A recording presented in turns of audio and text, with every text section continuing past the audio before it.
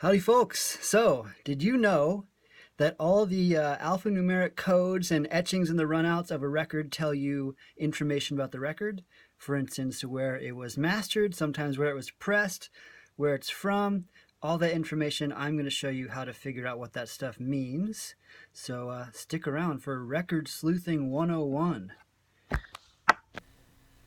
What I want to show you today is just the information that's on a record label and what you can find out about the record from it. I'll start with the really basic information, which is on almost every record label, and that is going to be song title and name of the artist. So I've looked through hundreds of thousands of records, and the name of the artist is on pretty much everything. I found a handful that aren't, and those are kind of like outliers. Sometimes they're some sort of like weird one-off manufacturing thing, or sometimes they're like an advertisement thing where sometimes like a municipality would pay someone to write a song about the city and it wouldn't have the name of the artist. But what I'm saying is it's fairly rare. So we have Jerry and Eddie and the Little Folks as the name of the artists, and I'm thinking tonight of my blue eyes on this side. Then also the label name, which is on almost every 45. However, some 45s are self-released, and sometimes they just won't have a label name.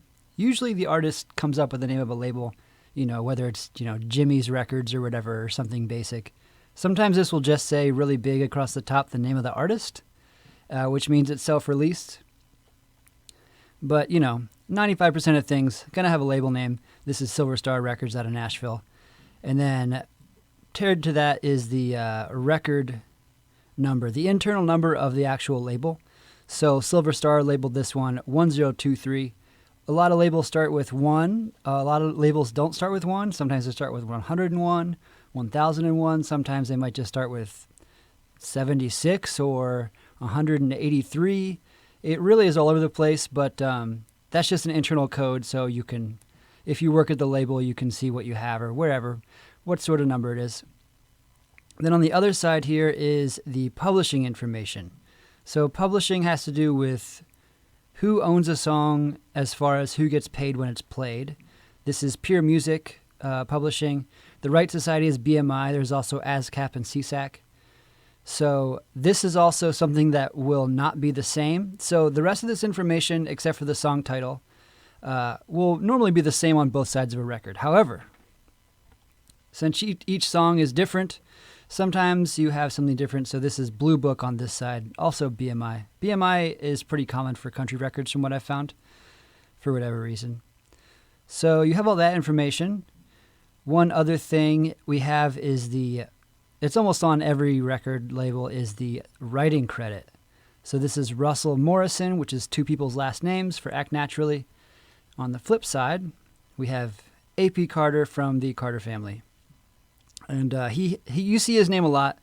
You see Jimmy Rogers a lot. You see Hank Williams a lot. A lot of those songs were covered a million times, so, it's just one of those things. So, yeah, I think that's everything that's pretty common on labels. This on the bottom is fairly common as well. You have the name of the label and the address, which is always nice. Sometimes they don't have the address, and that can be really hard to find sometimes, especially for smaller labels, which is what I deal with. And so this is the first information that I think a lot of people probably wouldn't know. And that is this number right here, SON 53141. Okay. So the first part of this, the SON, stands for Sound of Nashville. Sound of Nashville was a pressing plant that existed in Nashville, Tennessee. And almost everything they pressed will have this SON number, this prefix. And then the second part of the number is, there's two parts. 5314 is the number of record. It's like the same as this, except for the pressing plant. It's the sequential number they gave. The 1 means this is side A, or the top side. So it's record number 5314. This is 1, which means A. If we look at side B here, we see SON 5314 again, and 2 for side B. So those are both, those are what, send us to Sound of Nashville. Once you learn more about pressing plants, you'll learn more about, certain labels would stick with certain pressing plants. Certain mastering engineers worked at pressing plants and mastering houses. Certain lacquer cutters often worked with the same places. It really just is like a huge web of manufacturing, because you have to remember that back in the day, I mean, even still today, like, we think of records as being specialized, but for back in the day, like, pressing a record was just like a factory. It was manufacturing. Like, somebody went to their factory job, and maybe they made, maybe they filled bottles of Coke on the manufacturing line. Maybe they made cars.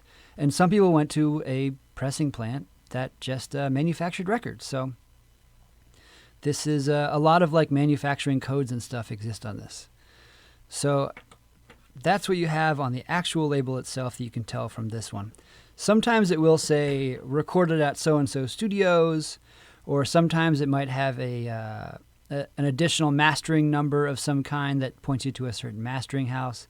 There's a lot of different things that can be on the labels, and basically you just, once you do it enough, you kind of learn what's going on, or if you are trying to figure something out, you can feel free to message me and ask. I'm perfectly happy helping out.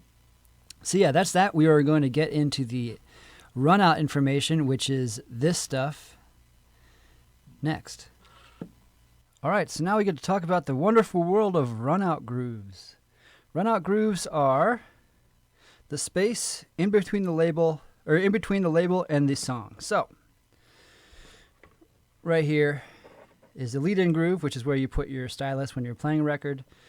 This is the music, and this is the runout groove. So a lot of manufacturers use the runout groove to etch or stamp information in the lacquer. So it's their calling card, or it leads back, or it's an internal code so they can look at it and know what it is. So we're going to start off with this, which is the SON number. Once again, we have SON 53141, which corresponds exactly with that. So before the label was on this was a metal stamp, and before that it was a lacquer. And so if you were in the production manufacturing facility, you wouldn't see this. So you had to look at this and be like, oh, this is 5314, this is side A. And that way you could know what it was. So sometimes it's not on the label and it's just in the runout groove, and so you always want to check the runout groove. A lot of manufacturing places, a lot of pressing plants have their calling card here. Rimrock Manufacturing uses 88 or writes out Rimrock. Wright Records writes out Wright or a numerical code. Let's see. There's Houston Records, which uses an LH number, but also has a bunch of other different numbers and alphanumeric codes. You kind of have to look into each one. A lot of the big pressing plants just had like a symbol or a certain set of digits or whatever. Also, we have Nashville Matrix. That might be kind of hard to see because it's often stamped kind of lightly, but it says Nashville Matrix in cursive, and that is the electroplating facility, which is where it goes between the cutting of the lacquer. And the cutting of the lacquer is when you are actually taking the music and putting it onto a disc. And then when it gets electroplated, it is where they make the actual metal discs and the mothers that will then be used to create this disc I have in hand. What else do we got? Nothing there. Okay, so we have 18 and CB. 18 is a number which is an internal code for, I forget if it's for Sound of Nashville or Nashville Matrix, but that's one of those things. There's a lot of like little numbers here and there that still like I don't even know. That's one of them. CB is the lacquer cutting engineer or masterer. That is Bill Connor. That's a C with a B inside of it. Some people call it BC. It's his initials. Some people call it CB. I call it CB. So that's Bill Connor. I think we have one more thing here if I can find it. Where is it? There it is. Music City. So Music City in all undercase right there as a stamp.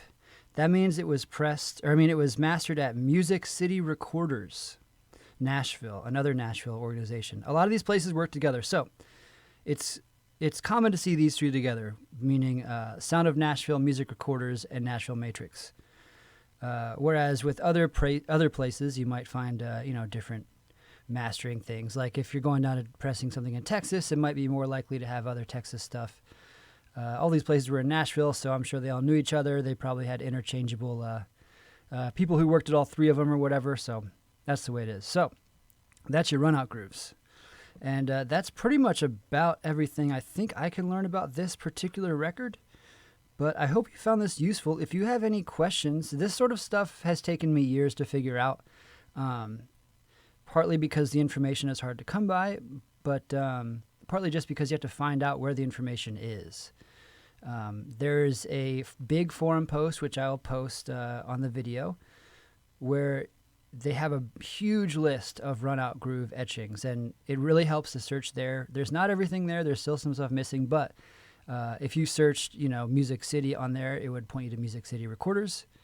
If you search for Nashville Matrix on there, it would point you to Nashville Matrix. And each of those pages on Discogs will then have some information about that sort of stuff. There's also some third-party sites, some private sites that have a lot of information about that stuff too. But like I say, it's just, you just got to get out there and find it. And if you want any help identifying a record, feel free to hit me up. I do like doing this stuff. It can be kind of time-consuming, but I do enjoy doing it. So yeah, that's that. I hope you learned something from this video.